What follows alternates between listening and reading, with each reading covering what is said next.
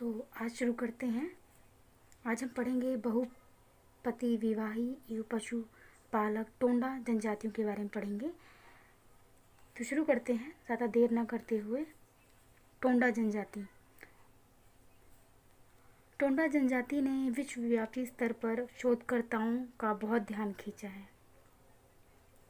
मतलब कह सकते बहुत फेमस है ये टोंडा जनजाति। समाजशास्त्रीय साहित्य में वह एक भातु मतलब भाई भ्रातु है। भ्रातु बहुपति विवाही मतलब कई तरह से कह सकते हैं। तो भातु बहुपति विवाही समूह के रूप में जाने जाते हैं। इस व्यवस्था में एक महिला का जैसे ही एक पुरुष से विवाह होता है, उसके सारे भाई उसके पति माने जाते हैं। मतलब भाई की बात कीजिए, भारतीय बहुपति विवाह मतलब अगर एक भाई है, अगर एक भाई की शादी होती है तो उस लड़के के जितने भी भाई हैं वो भी उस महिला के पति कहलाएंगे। इसी को कहा जाता है बहुपति विवाही, जिसमें जो पति की संख्या बात की जाए तो वो ज़्यादा होती है। उसके सारे भाई उसके पति मान लिए जाते हैं। शारीरिक लक्षणों में टोंडा जनजाति के सदस्य अपने आसपास के लोगों से भिन्न होते हैं, अलग होते हैं। शारीरिक लक्षणों से बात की जाए तो टोंडा महिला पुरुषों का अपना विशेष केश विन्यास होता है। बाल की बात की जाए तो केश विन्यास होता है। महिला एवं पुरुष दोनों रंग बिरंगी कढ़ाई वाले चोंगे पहनते हैं। चोंगे मतलब होता है कपड़े की तरह से, तो चोंगे पहनते हैं रंग बिरंगी। जनजातियों में शायद यही एकमात्र शाकाहारी जनजाति है। ये मांस की बात की जाए तो ये नहीं खाते हैं मांस, ये शाकाहारी हैं। उनका आहार उनकी भैंसों पर आधारित है। ये प्रमाणिक तथ्य है कि टोंडा प्राचीन समय से अपने वर्तमान निवास क्षेत्र में रहते आए हैं। मतलब अगर बात की जाए प्राचीन से ही जहाँ पर वो रहते थे वहीं से ही बात की जाए तो अभी भी वो वहीं रहते आए हैं और इस क्षेत्र के मूल निवासी हैं। यहाँ के ही नेटिव हैं, मूल निवासी हैं। संक्षिप्त इतिहास, आवास और अन्य समाज से संबंध इनके बारे में जानते हैं। इनके इतिहास के बारे में जानेंगे, इनके घर के बारे में जानेंगे और समाज से इनके संबंधों के बारे में जानेंगे। दक्षिण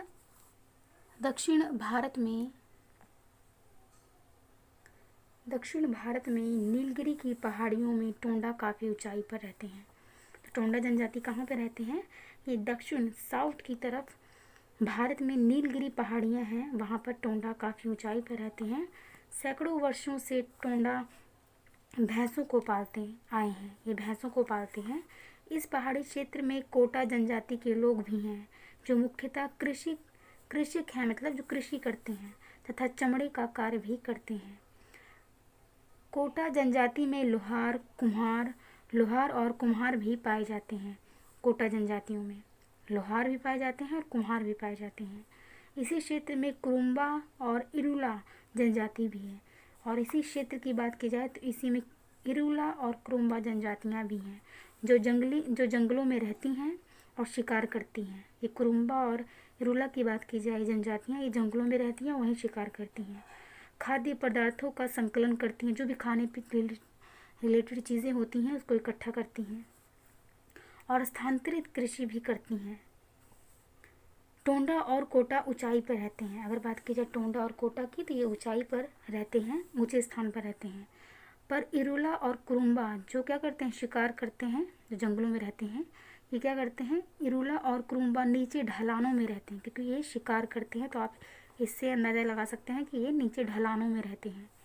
17वीं शताब्दी के प्रारंभ से पहले इन चारों मूल निवासियों में कन्नड़ बोलने वाला एक और समूह बदंगा शामिल हुआ। इन चारों मूल निवास की बात की जाए तो इनमें एक और शामिल हुआ जो कन्नड़ बोलने वालों में से था, जिसे बदंगा कहते हैं या बदंगा कहा जाता है। वह मैसूर के मैदानी क्षेत्रों से आकर नीलगिरी के पर्वतों में बसे। कहाँ से आए वो? ये बदंगा की बात की जाए तो ये मैसूर के मैदानी क्षेत्रों से आकर नीलगिरी में ही, ये पर्वतों में ही बसे। वह ये भी क्या थे, कृषि करते थे। टोंडा, कोटा, कुरुम्बा, इरुला और बदंगा नीलगिरी के इन पांचों समूहों में अनुष्ठानिक, सामाजिक एवं आर्थिक संबंध इस प्रकार विभाजित हुए, इस प्रकार बटे कि इनके बीच पारस्परिक निर्भरता पैदा हो गई, एक दूसरे के ऊपर इनमें निर्भरता पैदा हो गई किसी भी चीज़ के लिए। हालांकि इन समूहों में सेवाओं और वस्तुओं का विनिमय होता है। मतलब अगर बात की जाए, किसी को कोई चीज़ चाहिए या कोई भी सेवा चाहिए तो एक दूसरे के ऊपर ये निर्भर हैं। लेकिन कुछ विभिन्न स्वार्थों के कारण इनके बीच कुछ हद तक विदेश एवं चतुरता के संबंध भी देखने को मिलते हैं। इनमें थोड़ा बहुत चतुरता के भी संबंध होते हैं, थोड़ा दुश्मनी के भी संबंध कह सकते हैं, होते हैं, देखने को मिलते हैं। 19वीं शताब्दी के आरंभ में जब अंग्रेज नीलगिरी के क्षेत्र में आए तो वहाँ के लोगों की आर्थिक, जनसंख्या और सामाजिक स्थिति में तेजी से परिवर्तन हुए। अंग्रेजों ने इस क्षेत्र में चाय बागान खोले। अंग्रेजों ने इस क्षेत्र में आए तो उन्होंने क्या किया, चाय के जो बागान है उसको खोले। वह मैदानों से काफ़ी लोगों को वहाँ बागानों पर काम करने के लिए ले गए।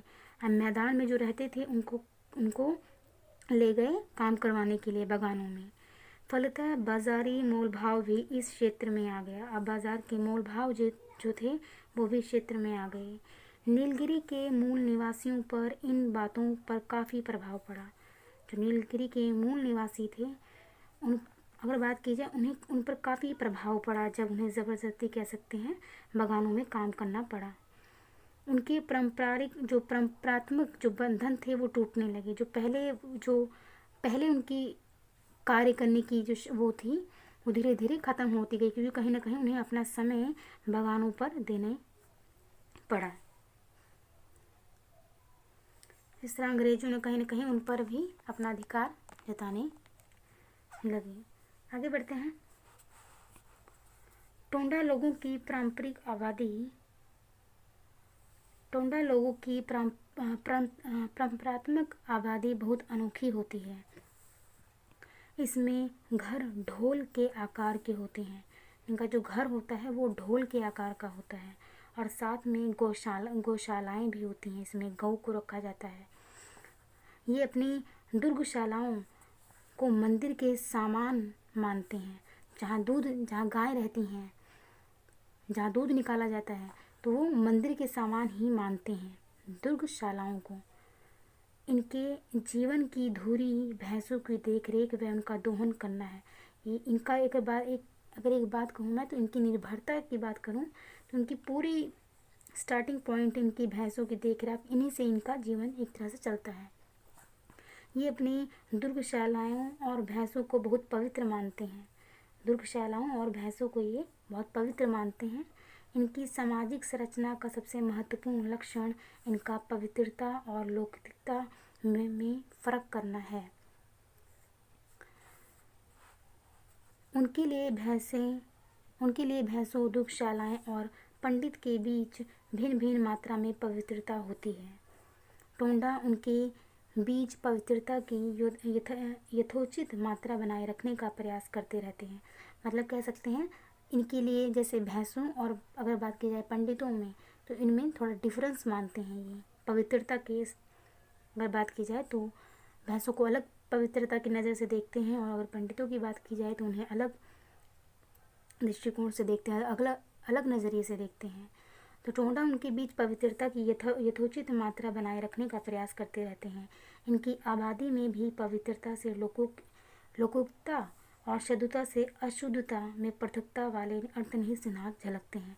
मतलब क्या चीज़ किससे शुद्ध माना जाए और किससे अशुद्ध माना जाए, ये भी बात इनमें मेन होती है कि अगर कोई ये काम है तो उसको शुद्ध मानते हैं या, तो हम आगे पढ़ते हैं आपको अच्छे समझ में आएगा।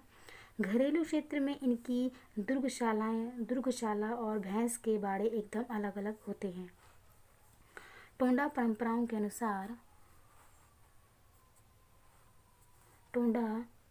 के अनुसार कोई भी महिला दुर्गशाला और भैंस के बाड़े के पास नहीं जा सकती।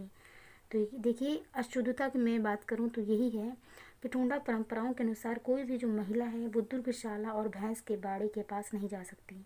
और कोई भी टोंडा पुरुष बिना उचित विधि विधान के दुर्गशाला में प्रवेश नहीं कर सकता। मतलब कह सकते हैं अनुष्ठानिक कोई ना कोई चीज़ इन्हें करनी पड़ती है, या कोई नियम ज़रूर है तभी ये जाते हैं। पुरुष भी नहीं जा सकते जब तक वह विधि विधानों को पूरा न कर लें, वो दुर्गशाला में प्रवेश नहीं कर सकते। टोंडाओं की आबादी के लिए मुख्य आवश्यकताएं हैं अच्छा चारागाह, जंगल और नदी या झरने का समाप्य। इनकी आबादी के लिए सबसे मुख्य आवश्यकताएं क्या हैं? ये चरागाहें होनी चाहिए क्योंकि ये भैंसें पालते हैं, जंगल होना चाहिए और नदी या झरने इनके होना चाहिए। इनकी आवश्यकताओं में अगर गिना जाए तो इनकी ज़रूरतों में आता है ये। तो समझ में आ रहा होगा टोंडा लोगों के बारे में, थोड़ा जनजाति है इनके बारे में समझ में। तो आगे बढ़ते हैं। परंपरागत टोंडा घर मिट्टी, तो अशुद्धता, इसमें मैं आपको बता दूं, इसमें हमने अशुद्धता के बारे में बात की थी कि इनके जो भैंस के बाड़े होती हैं, दुर्गशालाएँ होती हैं, उनमें ये नहीं जा सकते, महिलाएं जा नहीं सकती और पुरुष विधि विधानों से ही जा सकते हैं। ठीक है, आगे बढ़ते हैं। परंपरागत टोंडा घर मिट्टी, पत्थर और बांस से निर्मित होते हैं। इनके जो घर होते हैं वो किससे निर्माण होता है? मिट्टी से बनता है, पत्थर से बनता है और बांस से बनता है इनका घर। ढोल के आकार की बनावट के इन घरों में बहुत नीचा प्रवेश द्वार होता है। प्रवेश द्वार की बात की जाए तो बहुत नीचा होता है। घर के अंदर वाले आगे और पीछे के भागों को अलग अलग सीमा में रखा जाता है। आगे का भाग शुद्ध और पीछे का भाग अशुद्ध माना जाता है। आगे का भाग की बात की जाए तो गेट की बात की जाए तो उसे शुद्ध माना जाएगा, अगर पीछे की बात की जाए तो अशुद्ध माना जाता है। झोपड़ी के केवल आगे के हिस्से में ही मक्खन और मट्ठा बनाने के लिए दूध को मथा जाता है। अगर बात की जाए जैसे दूध से जो भी चीज़ें बनाई जाती हैं, चाहे मक्खन की बात की जाए या मट्ठा की बात की जाए, तो वो आगे ही बनाया जाता है, पीछे नहीं। दूध को मथने का कार्य एकमात्र पुरुष का कार्य माना जाता है। ज़्यादातर मथने का कार्य महिलाएं करती हैं अगर रियलिटी में हमारी तरफ की बात की जाए, लेकिन यहाँ पे क्या होता है, यहाँ दूध को मथने का कार्य एकमात्र पुरुष करते हैं। अंततः आगे का हिस्सा पुरुष से संबंधित है, पीछे का हिस्सा जहाँ चूल्हा होता है वहाँ महिलाओं का हिस्सा माना जाता है, वहाँ महिलाएं ही खाना पीना बनाती हैं। टोंडा समाज में महिलाओं को अशुद्धता का मुख्य स्रोत माना जाता है, इन्हें अशुद्ध माना जाता है। टोंडा समाज में महिलाओं को क्या अशुद्ध माना जाता है, तभी महिलाएं पीछे ही चूल्हा करती हैं और पुरुष जो हैं, जो मक्खन से रिलेटेड जो भी चीज़ें हैं या मट्ठा है, कुछ भी चीज़ें वो आगे उसको बनाते हैं। तो कहीं ना कहीं महिलाओं को अशुद्ध माना जाता है। अब टोंडा लोगों की बात की जाए तो इनके समूह के बारे में जानते हैं। जैसे मैंने पहले बताया था इनके समूह के बारे में, इनके परिवार नातेदारी की, तो हम सब एक एक करके पढ़ेंगे। अभी हम इनके समूह के बारे में जानते हैं। टोंडा समाज दो अंतर्विवाही उप समूह में विभाजित है, जिन्हें तार्थारोल एवं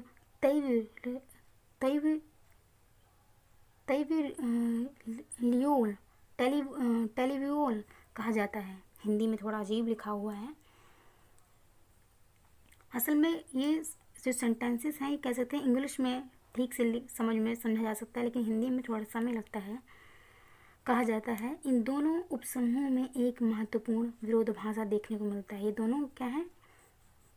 तार्थोल और टेलीवोल इन्हें कहा जाता है। ये दो तरह के समूह होते हैं और इनमें काफ़ी अंतर होता है। इनमें क्या अंतर होता है? केवल तार्थारोल लोग ही पवित्र दुर्गशाला मंदिर के मालिक हो सकते हैं।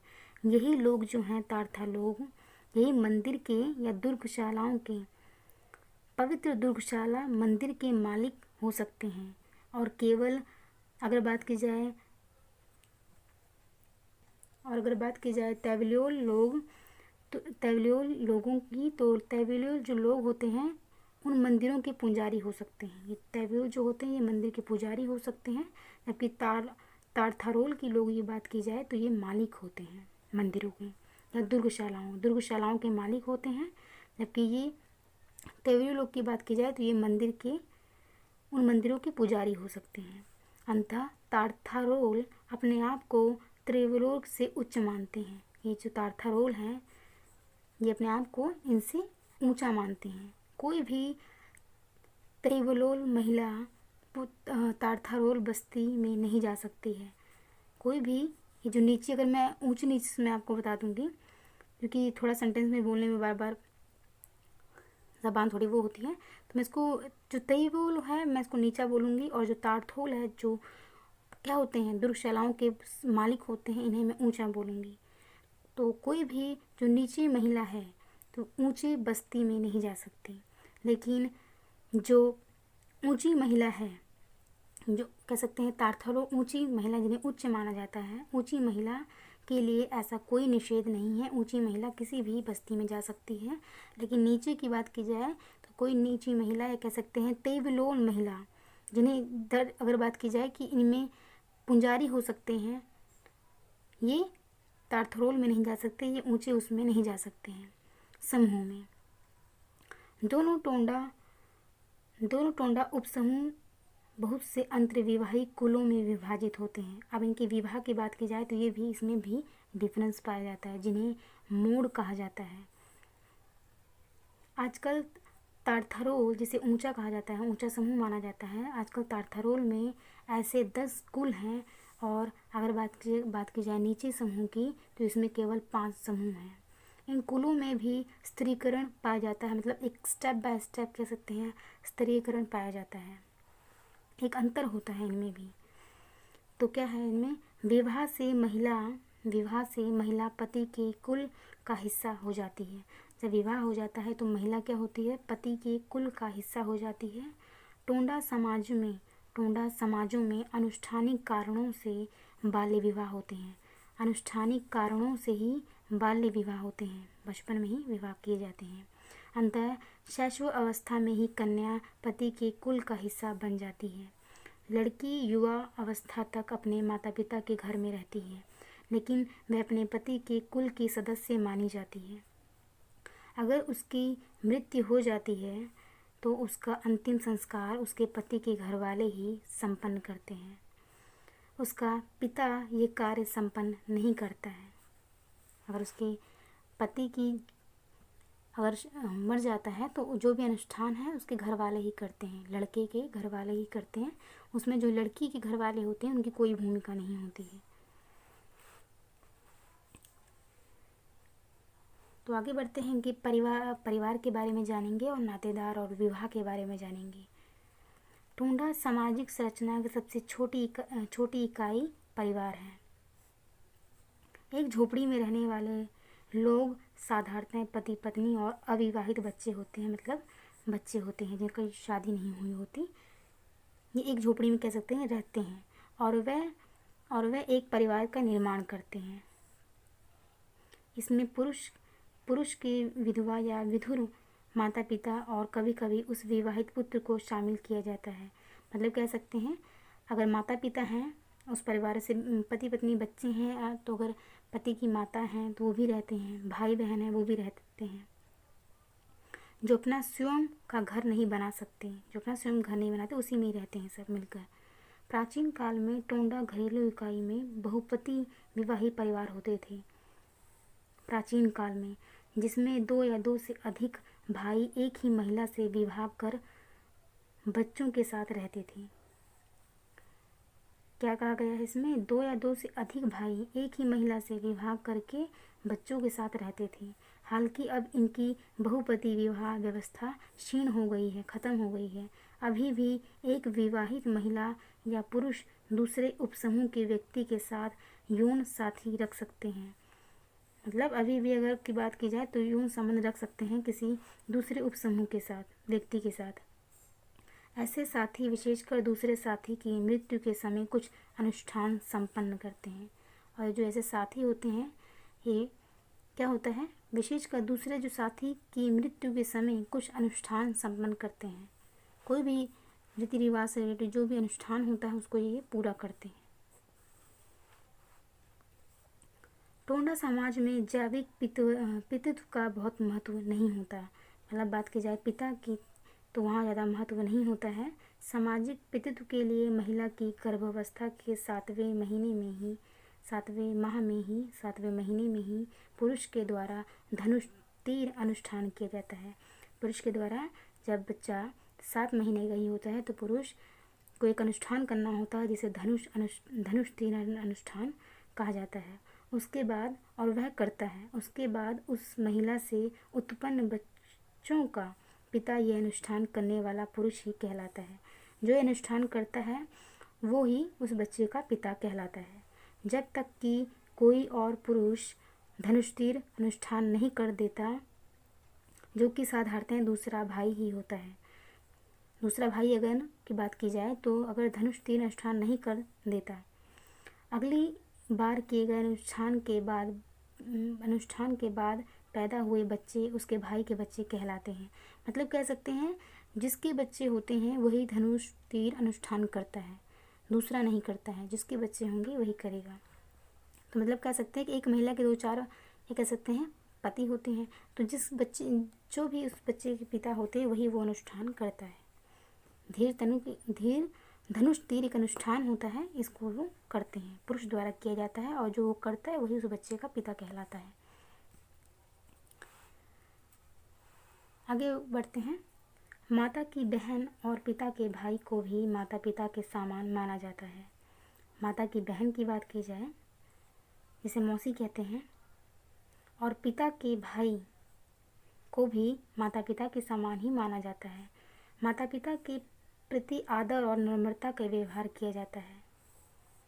जब एक महिला अपने माता या पिता से मिलती है तो चाहे वह वास्तविक हो या वर्गीकृत, वह उनके सामने झुकती है, मतलब उनका सम्मान करती है, उनके सामने झुकती है।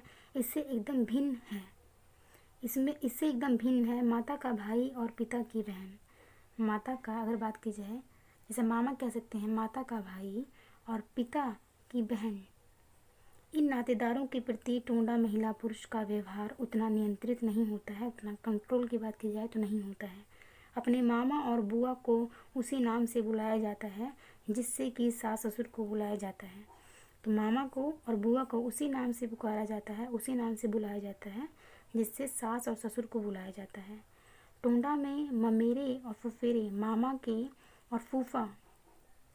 और फूफा भाई बहनों के बीच जो बच्चे होते हैं, इनकी बात की जाए तो ममेरे फुफेरे भाई बहनों के बीच विवाह को अधिमान्य प्रेफरेंस माना जाता है कि विवाह हो सकता है।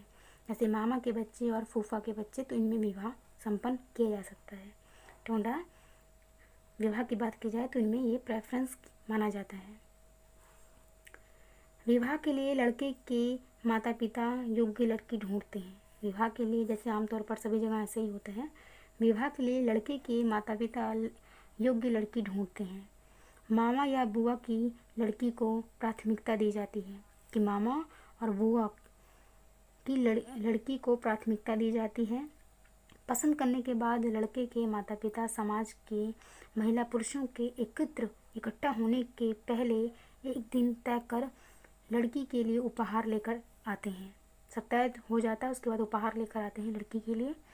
टोंडा महिला पुरुषों के इकट्ठे होने पर थोड़े से विचार विमर्श किया जाता है, बातचीत की जाती है और उसके बाद एक आदमी घोषणा करता है कि प्रस्ताव दोनों पक्षों में मान्य है, कि रजामंदी हो गई है विवाह के लिए। तो जो प्रस्ताव है दोनों पक्षों में मान्य है। वैवाहिक अनुष्ठान शैशव अवस्था में ही प्रारंभ हो जाते हैं। तो अनुष्ठान है वो शुरू हो जाते हैं और तब संपूर्ण होते हैं जब युवा अवस्था में लड़का अपनी पत्नी को अपने माता पिता के घर ले आता है। तो ही कह सकते हैं जब तय हो जाती है, उपहार मिल जाता है, तो जो अनुष्ठान करना होता है वो शुरू कर दिया जाता है। लेकिन लड़की कब आती है लड़के के घर? जब वह युवा अवस्था में होती है, तभी लड़का अपनी पत्नी को अपने माता पिता के घर ले जाता है। टोंडा समाज में व्यक्ति के अंतिम संस्कार काफ़ी विस्तार में किए जाते हैं। व्यक्ति के अंतिम संस्कार की बात की जाए तो काफ़ी विस्तार से किए जाते हैं।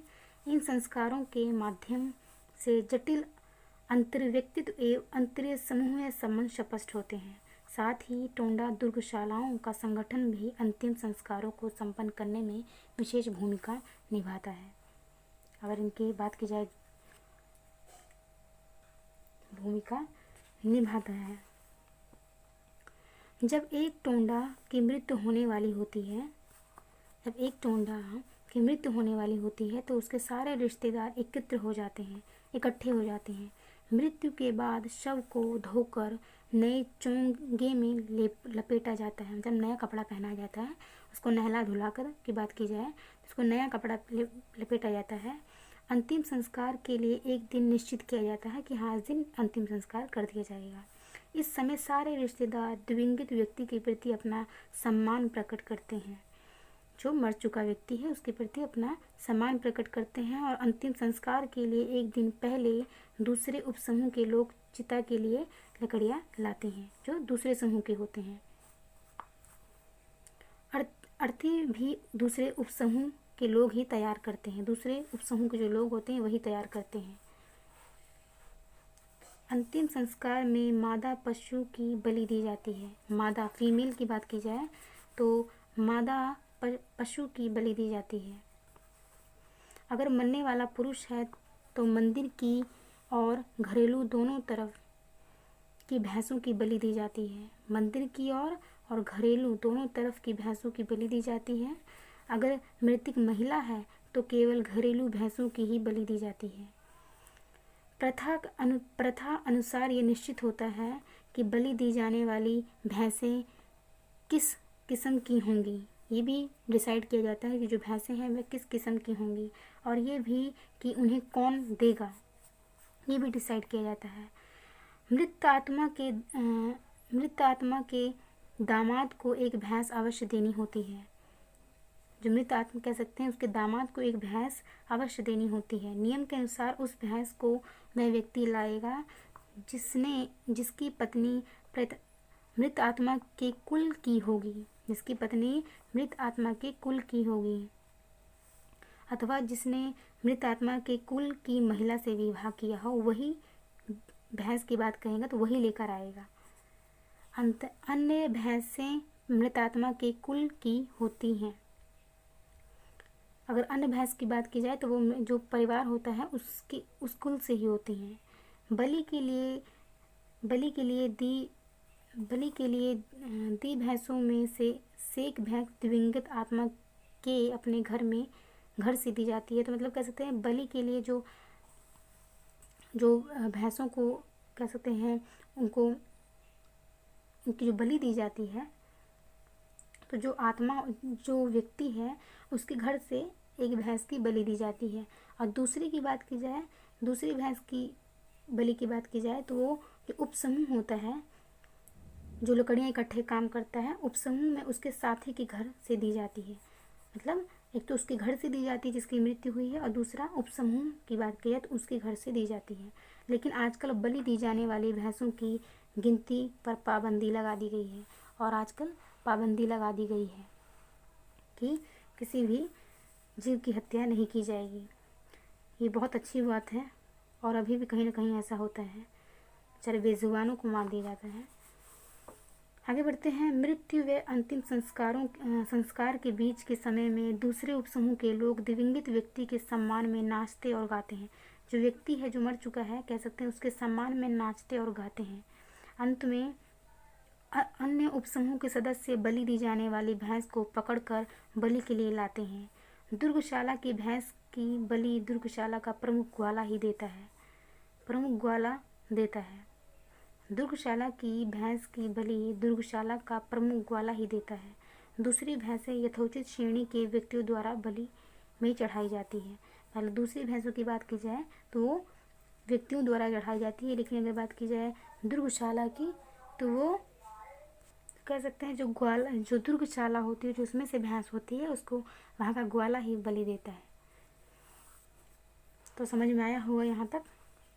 आगे बढ़ते हैं इनके सत्ता और राजनीति के अनुष्ठानिक के बारे में, कि सत्ता किसके हाथ में होती है। टोंडा समाज में कोई मुखिया नहीं होता। इनकी मुखिया की बात की जाए तो इनमें टोंडा समाज में कोई मुखिया नहीं होता। हाँ, परिवार के स्तर पर सबसे वरिष्ठ व्यक्ति के हाथ में सत्ता होती है। जो वरिष्ठ व्यक्ति होता है, जो कह सकते हैं घर की हर जिम्मेदारी को पूरा करता है, उसके हाथ में ही वो शक्ति होती है, वो सत्ता होती है। टोंडाओं में एक सशक्त परिषद होती है, इनमें एक परिषद होती है मजबूत, जो देखती है कि समाज के प्रतिमान का पालन हो। जो भी समाज के प्रतिमान है जिसे फॉलो करना ज़रूरी है उसका पालन हो। यही परिषद आपसी झगड़ों को निपटाती है। कोई भी झगड़ा है तो उसको निपटाती है और दोषी के विरुद्ध कार्रवाई करती है। जो भी इसके प्रति दोषी होगा उसके प्रति कार्रवाई में दंड दिया जाता है। टोंडा परिषद की बैठकें अक्सर होती रहती हैं। इसके द्वारा जुर्माना एवं दंड दिया जाता है और उन्हें कार्यान्वित भी किया जाता है। अगर एक नोयम की सभा में निपटारा नहीं होता तो नोयम की दूसरी सभा में हो ही जाता है। नोयम में औपचारिक रूप से कोई मुखिया नेता नहीं होता है, लेकिन इसके नेता अधिकांशतः वृद्ध एवं प्रभावशाली व्यक्ति होते हैं, मतलब बूढ़े व्यक्ति होते हैं इसके ज़्यादातर नेता। हर मामले पर विचार विमर्श होता है, बातचीत होती है और दोषी व्यक्ति के विरोधी उपसमूह का व्यक्ति नोयम के निर्णय की घोषणा करता है। जो कह सकते हैं तो दोषी व्यक्ति के जो विरोधी उपसमूह है का व्यक्ति नोयम परिषद की बात की जाए तो व्यक्ति नोयम के निर्णयों की घोषणा करता है। उसी समूह का व्यक्ति उसके सज़ा को बोलता है कि हाँ ये दंड दिया जाता है उसी समूह के व्यक्ति को। तो इसमें आपने समझा कि इनमें कोई भी ऐसे मुखिया नहीं होता है। टोंडा समाज में से कोई मुखिया नहीं होता, लेकिन अपने परिवार में सभी एक वरिष्ठ मुखिया, अपने परिवार में एक सत्ता उनकी होती है जो हर चीज़ को देखता है। हाल ही में हुए परिवर्तन के बारे में जानते हैं। आर्थिक जनसंख्या एवं पर्यावरण में महत्वपूर्ण परिवर्तन होते हुए भी नीलगिरी के टोंडा समाज में अभी भी स्थायित्व पाया जाता है। मतलब अभी भी वो सिचुएशन इतने परिवर्तन हो रहे हैं, लेकिन अभी थोड़ी बहुत वैसी देखने को मिलता है स्थिति। टोंडा आज भी अपनी भैंसों पर आश्रित है, निर्भर है। हालांकि कुछ लोगों ने भूमि ले ली है, लेकिन वे स्वयं उस पर कृषि नहीं करते और दूसरे कृषकों को अपनी भूमि किराए पर देते हैं। जो दूसरे लोग कृषि करते हैं उनको अपनी भूमि किराए पर दे देते हैं। दूसरी जनजातियों के साथ उनके परंपरागत संबंध करीब करीब टूट चुके हैं। तो उनके जो पारंपरिक संबंध थे वो कहीं ना कहीं टूट गए हैं।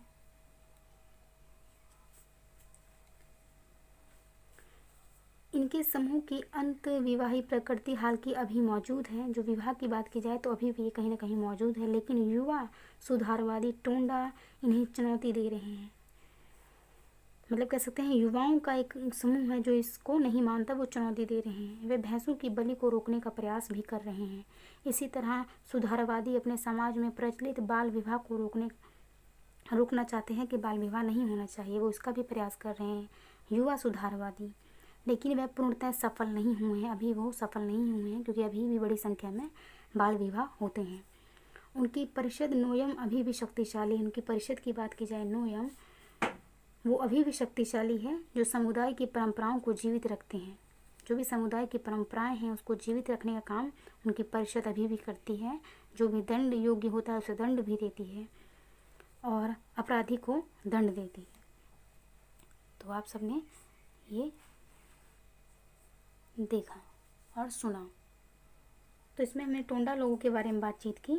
आगे हम नेक्स्ट वीडियो में इसका हमारा चैप्टर कंप्लीट हो जाएगा। आगे हम पढ़ेंगे, मैं आपको दिखा देती हूँ। आगे हम इनके बारे में पढ़ेंगे, स्थायी रूप से जो कृषि करते हैं उनके बारे में, मुला कुरुम्बा के बारे में जानेंगे।